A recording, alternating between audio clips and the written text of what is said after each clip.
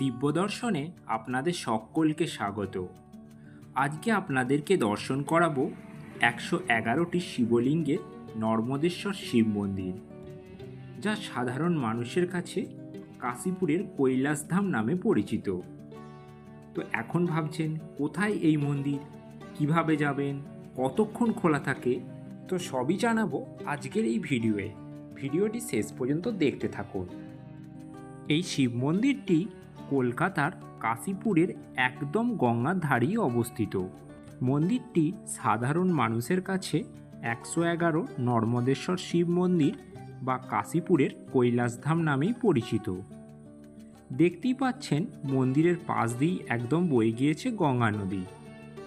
মন্দিরের পাশে যে ঘাটটি রয়েছে এটি হলো রানী দেবেন্দ্রবালা ঘাট। মন্দিরটিকে সামনে থেকে দেখতে ঠিক এই রকম।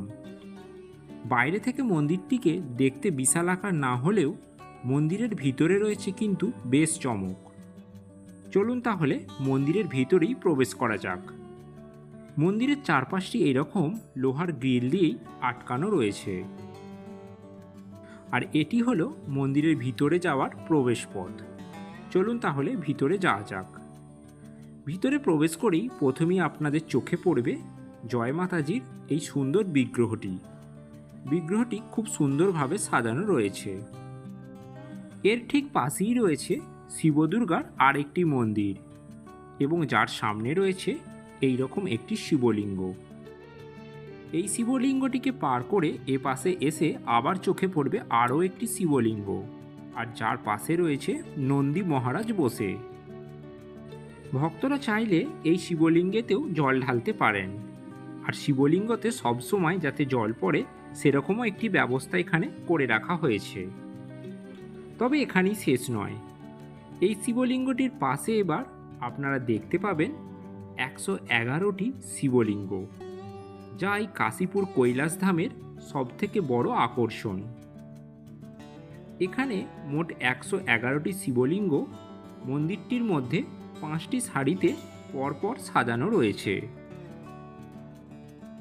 এখানে যে 111টি শিবলিঙ্গ দেখতে পাচ্ছেন, এই শিবলিঙ্গগুলি দেখতে কিন্তু একই রকমের হলেও এদের আকারের কিন্তু ছোট বড় রয়েছে। আর যদি ভালো করে লক্ষ্য করেন দেখবেন রঙেরও কিছু তারতম্য রয়েছে।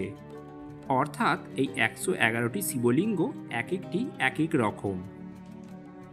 এই শিব মন্দিরটিতে সাধারণত বেশি ভিড় না হলেও শ্রাবণ মাসের সোমবারগুলি, নাগপঞ্চমীর দিন এবং শিবরাত্রির দিন প্রচুর ভক্ত আসেন এখানে বাবার মাথায় জল ঢালার জন্য। এবার তাহলে চলুন মন্দিরটির টাইমিং সম্পর্কে একটু জেনে নিই। মন্দিরটি সপ্তাহের প্রতিদিনই খোলা থাকে ভোর 5টা থেকে সকাল 11টা পর্যন্ত।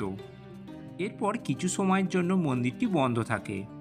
তারপর আবার বিকেল 4টে মন্দির খোলে এবং রাত্রি 8টা পর্যন্ত খোলা থাকে। এই মন্দির খোলা থাকার সময়ে আপনি যদি আসেন, এখানে আপনারা পুরোহিত মশাইকে দিয়েই পূজা দিয়ে দিতে পারবেন। পুরোহিত মশাই মন্দিরে সবসময়ই থাকেন। আর আপনারা যখনই আসবেন এখানে বাবার মাথায় জল ঢালতে পারবেন। তবে একটা কথা, মন্দিরের সামনে কিন্তু কোনো পূজা দেওয়ার ডালা বা পূজা সামগ্রীর কোনো দোকান নেই, তাই পূজা দেওয়ার সামগ্রী আপনারা বাড়ি থেকেই নিয়ে আসবেন। টাইমিং তো জানা হয়ে গেল, এবার চলুন জেনে নিই মন্দিরে আসবেন কিভাবে। এই নর্মদেশ্বর মন্দিরে আসার জন্য সবথেকে ভালো হবে যদি আপনারা হাওড়ার দিক থেকে আসেন, তাহলে ফেরিতে করে চলে আসুন কাশীপুর ফেরিঘাটে। এই কাশীপুর ফেরিঘাট থেকে মন্দিরটির দূরত্ব হেঁটে 2 থেকে 3 মিনিট। আর যদি আপনারা বাসে করে আসতে চান হাওড়া, শিয়ালদা, বালি বা দমদমের দিক থেকে, তাহলে চলে আসুন দমদমের চিড়িয়া মোড়ে। এখানে নেবে আপনারা একটা অটো ধরে নিন। তবে অটো কিন্তু একদম মন্দিরের সামনে পর্যন্ত আসবে না, মেন রোডের সামনে আপনাকে নামিয়ে দেবে। তারপর সেখান থেকে হেঁটে মিনিট 10-এর মধ্যেই আপনারা পৌঁছে যাবেন এই নর্মদেশ্বর বাবার মন্দিরে।